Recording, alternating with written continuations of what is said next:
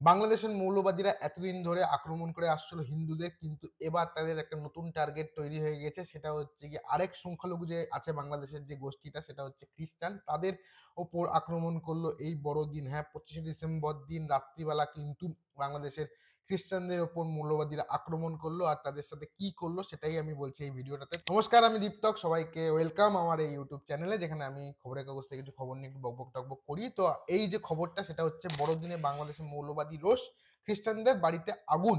বাংলাদেশে হিন্দুদের ওপর যে আক্রমণ হয়েছে সেটা আর বলার মতো বিষয় নয়, সেটা সবাই জানে। আর এবার বাংলাদেশের যে আরেক সংখ্যালঘু গোষ্ঠী আছে খ্রিস্টান, তাদের ওপর নতুন করে টার্গেট করলো বাংলাদেশের মৌলবাদীরা। হ্যাঁ, বাংলাদেশের বান্দরবনের যে খ্রিস্টান পাড়া আছে সেখানে প্রায় 17টা বাড়ি কিন্তু আগুন লাগিয়ে পুড়িয়ে দিয়েছে বাংলাদেশের মৌলবাদীরা। আর এমন খবরটাই এখানে কিন্তু আছে। বলা হয়েছে বান্দরবনের লামা উপজেলার সরাই ইউনিয়নের নতুন টংঝিরি ত্রিপুরা পাড়ার এই ঘটনা। এখানে রাত্রেবেলা যে খ্রিস্টান সম্প্রদায়ের যে লোকজন আছে তারা গির্জায় গিয়েছিল প্রার্থনা করার জন্য। আর সেই সুযোগে নাকি রাত্রি 12টা নাগাদ, মানে 12:30 নাগাদ অন্তত 19খানা বাড়িতে সেখানকার যে বাংলাদেশের যে মৌলবাদীরা আছে তারা আগুন লাগিয়ে দেয়। আর সেই খবর পেয়ে স্থানীয়রা সঙ্গে সঙ্গে ছুটে আসে, কিন্তু 17টা বাড়ি একদম আহ মানে পুড়ে ছাই হয়ে গেছে। তোমরা সাইডের ছবিটা দেখতে পাচ্ছ, মানে কোনো কিছু বেঁচে নেই।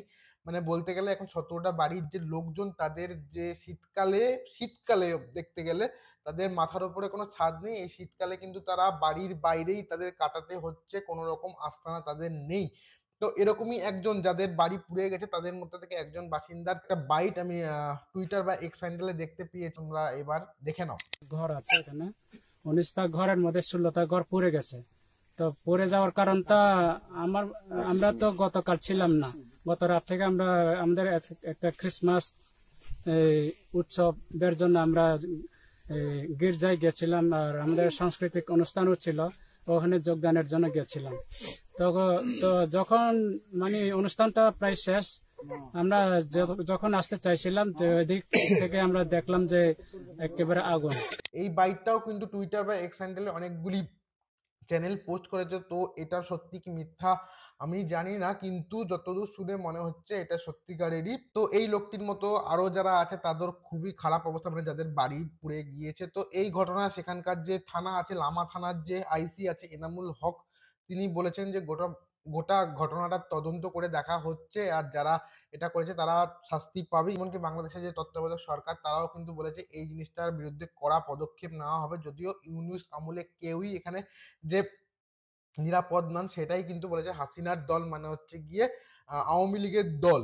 আর শুধু এইটাই না, মানে এই যে খ্রিস্টান বাড়িতে আগুন লেগেছে কালকে বাংলাদেশে, সেটাই না, বাংলাদেশের এক সচিবালয় আছে সেখানে কিন্তু আগুন লেগে গেছে। বলা হচ্ছে রাত্রিবেলা প্রায় 1:52 নাগাদ এই ঘটনাটা ঘটেছে। তো ঘটনাতে রাত্রিবেলা নাকি অনেক বেগ পেতে হয়েছে আগুন নেভাতে, আগুন ঠিক মতো নেভানো যায়নি। আর ওই 7 নম্বর যে রুমটা ছিল সেই রুমের মধ্যে অনেক দরকারি নথি ছিল যেগুলো জ্বলে গিয়েছে। এমনকি বলা হচ্ছে নাকি এই যে বৈষম্য বিরোধী ছাত্র আন্দোলনের সময় যারা পালিয়েছিল, মোটমাট কত লোক পালিয়েছিল, 826 জন লোক নাকি এখান থেকে জেল থেকে পালিয়েছিল। তাদের নথিগুলো নাকি জানানোর জন্যই এমন ঘটনাটা ঘটানো হয়েছে।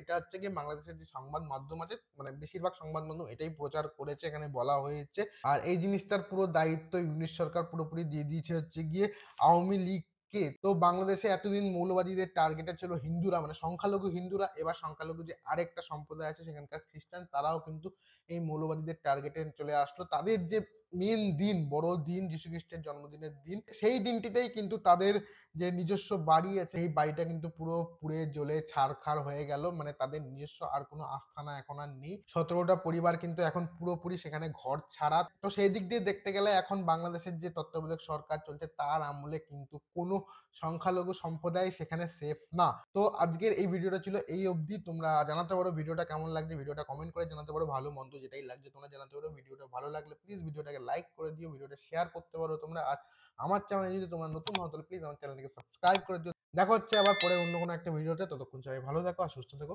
টাটা।